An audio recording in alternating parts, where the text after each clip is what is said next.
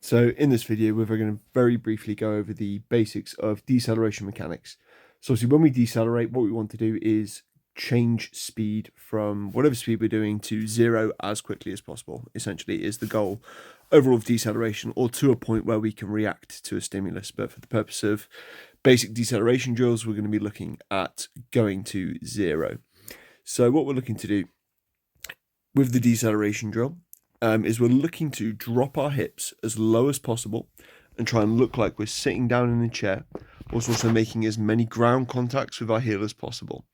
So two things really to note is that, first of all, every single step is an opportunity to decelerate. So we want to make as many steps as possible, but make them as meaningful as possible, so we can slow down as quickly as possible in as few steps as possible. So when we come into a deceleration, what we want to do is drop the hips as low as we can. So like I said, we want to look like we are sitting on a chair. So we want to sit back as far as we can while stamping our heels into the ground and trying to think about almost driving backwards in order to stop. And as we can see, my stop position here is almost like I'm sat down in a chair, where I've sat my momentum so far back and push my legs into the ground in front of me. So we'll just go through and just show that again. I'll just drag it across. Unfortunately, it cuts off the bottom of the screen.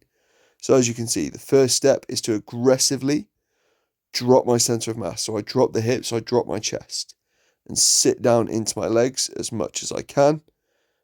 And then that brings me into a chair position where I feel like I can make a stop, and then slowly come into a football position.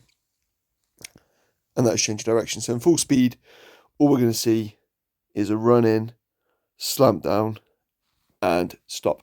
We want to sit as deep as we can for a couple of reasons. One of the main reasons being it protects the ACL and other joints. So a lot of research has shown that the ACL is really vulnerable at about a 30-degree knee bend. Oh, it's terrible drawing.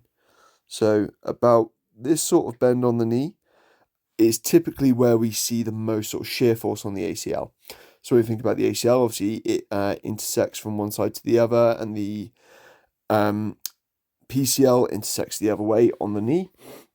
Obviously, when we're at this angle, that's when we see the most translation force. That's where we see the thigh pushing forwards and we see the shin pushing back on each other. So we want to try and avoid that range of motion and sit deeper and further in. This is also where we're going to get more of our weight displaced. So if I drop the pen, we're also going to see more of our center of mass, first of all, drop further back and drop down, which is going to make it easier to change direction out of. But we're also going to see, obviously, that this knee is in a much less vulnerable position for shear force. So I can sit my weight further back and use my size and use my momentum to help myself rather than just muscling into a stop. And what we'll see, so obviously this is a pretty good drill in full speed.